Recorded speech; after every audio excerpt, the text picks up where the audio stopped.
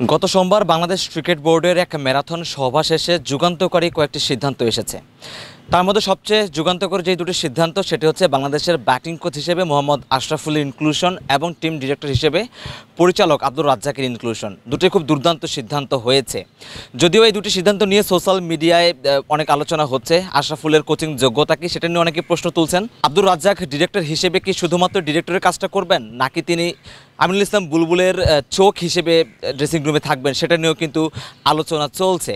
সেই যেটাই হোক, দুটি সিদ্ধান্ত খুবই যুগান্তকারী হয়েছে। যদিও শোনা যাচ্ছিল মাহমুদুল্লাহ রিয়াদকে আয়ারল্যান্ড সিরিজের জন্য বাংলাদেশ ক্রিকেট বোর্ড ব্যাটিং কোচের ভূমিকায় চাচ্ছিলেন, কিন্তু আনফর্চুনেটলি রিয়াদ অসুস্থ হওয়ার কারণে সেই দায়িত্বটা আশরাফুলের কাঁধে এসেছে। আমাদের বাংলাদেশে একটা কালচার রয়েছে, কারো কোনো কাজ শুরু করার আগেই বা কোনো কাজ দেখার আগেই আমরা কমেন্ট করে বসি বা একটা সিদ্ধান্তে চলে যাই। মোহাম্মদ আশরাফুলের ক্রিকেট ক্যারিয়ারকে আমরা কোচিং ক্যারিয়ারের সাথে মিলিয়ে ফেলি।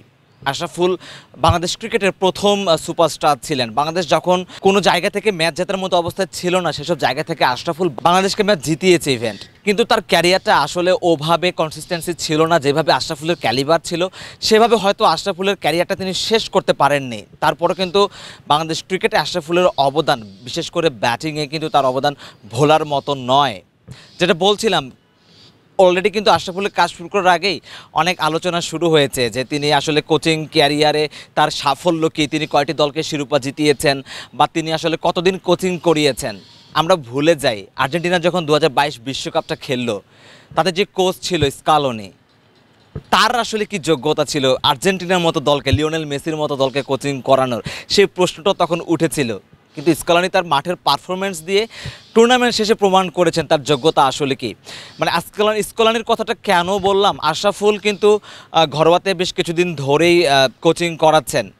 তিনি এবার এনসিএল ও বরিশালের কোচিং করিয়েছেন। বর্তমান জাতীয় এনসিএল 4 দিনে যে টুর্নামেন্টটা চলছে সেখানেও কিন্তু তিনি কোচিং করাচ্ছেন বরিশালকে। যদিও বরিশাল খুব বাজে পারফরমেন্স করছে, তারপরও কিন্তু আশরাফুলের উপর ভরসাটা রাখতে হবে, কারণ কোচের কাজ কিন্তু মাঠে খেলে দেয়া না।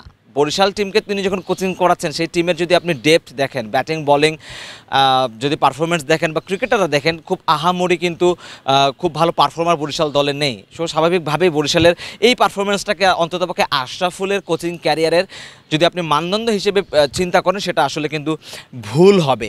আশরাফুল কিন্তু রংপুর রাইডার্সের ব্যাটিং পরামর্শক হিসেবেই কিন্তু গত সিজন থেকে আছেন। বিপিএলে আশরাফুল কিন্তু ছিলেন এবং সেখানে রংপুর রাইডার্স ভালো দল হওয়ার পরও কোয়ালিফাই হয়তো করতে পারেনি, কিন্তু তাদের ব্যাটিং পারফরমেন্স, বিশেষ করে নুরুল হাসান সোহান, সাইফ হাসানের ব্যাটিং পারফরমেন্স কিন্তু নজর কাড়া ছিল। তাছাড়া জিএসএলে কিন্তু সবশেষ জিএসএলে কিন্তু আশরাফুল সেখানে ছিলেন এবং আশরাফুলের কোচিংয়েই কিন্তু রংপুর রাইডার্স কিন্তু চ্যাম্পিয়ন হয়েছিল গতবার, এবং এবারও হয়তো চ্যাম্পিয়ন হতে পারেনি, কিন্তু এবারও কিন্তু তাদের পারফরমেন্সটা খুব ভালোই ছিল।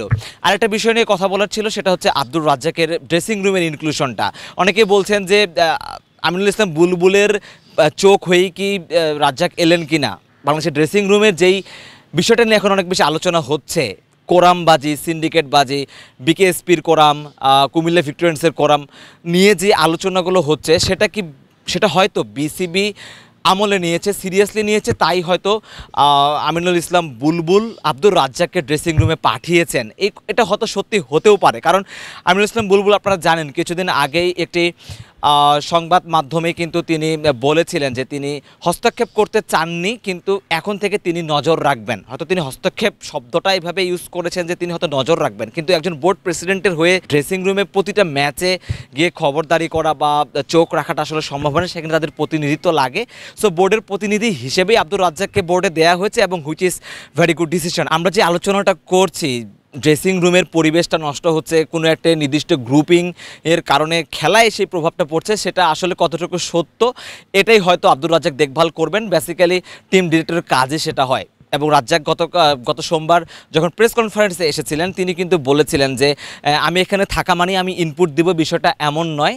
যদি তাদের প্রয়োজন হয়, তারা যদি আমার কাছে কোনো কিছু ইনপুট চায়, সেক্ষেত্রে হয়তো আমি ইনপুট দিব, এবং আমার কাছে যদি মনে হয় যে কোনো কিছু ঠিক নেই বা আমার ইনপুট দেওয়া উচিত, তবেই শুধুমাত্র আমি ইনপুট দিব, যেটাই আসলে টিম ডিরেক্টরের কাজ। এর আগে আমরা খালেদ মাহমুদ সুজনকে বা জালাল ইউনুসকে আমরা এই ভূমিকায় দেখেছি এবং সেটা কিন্তু খুব ভালো একটা পন্থা বোর্ডের পক্ষ থেকে ড্রেসিং রুমে আসলে কি হচ্ছে, সব কিছু ঠিকঠাক চলছে কিনা সেই খোঁজ খবরটা রাখে। এখানে আসলে খবরদারির আসলে কোনো কিছু নেই।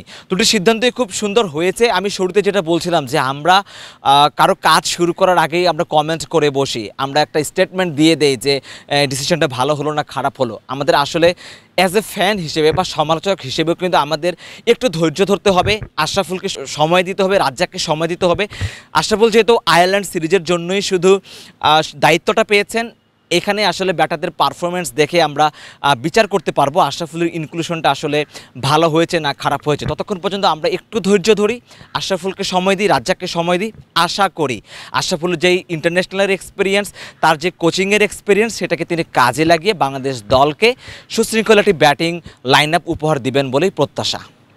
মিরপুর শেরেবাংলা জাতীয় ক্রিকেট স্টেডিয়াম থেকে সরওয়ার সেতু, ক্রিকেট 97।